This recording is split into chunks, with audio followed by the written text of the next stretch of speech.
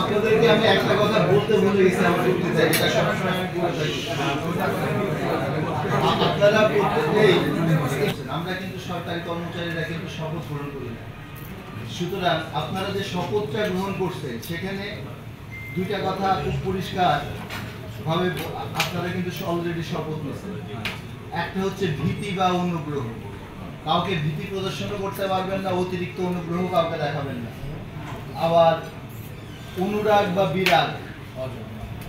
বিরাগ কাজেই নির্বাচন করে আপনারা আসছেন, আপনারা এখন উপজেলার চেয়ারম্যান, উপজেলার ভাইস চেয়ারম্যান, উপজেলার মহিলা ভাইস চেয়ারম্যান। সুতরাং যারা আপনার প্রতিদ্বন্দ্বী ছিল বা তার পক্ষ যারা ছিল তাদের প্রতিও কোনো ধরনের কোনো বিরাগের বশবর্তী হয়ে কিছু করতে পারবেন না। আবার আপনার পক্ষে যারা অতিরিক্ত কাজ করেছেন তাদের প্রতি আপনি কোনো অনুরাগ দেখাতে পারবেন না। এটা কিন্তু আপনারা আজকে শপথ নিলেন, শপথ স্বীকার করা না স্বীকার না, আপনি শপথ নিচ্ছেন দেখেই আপনি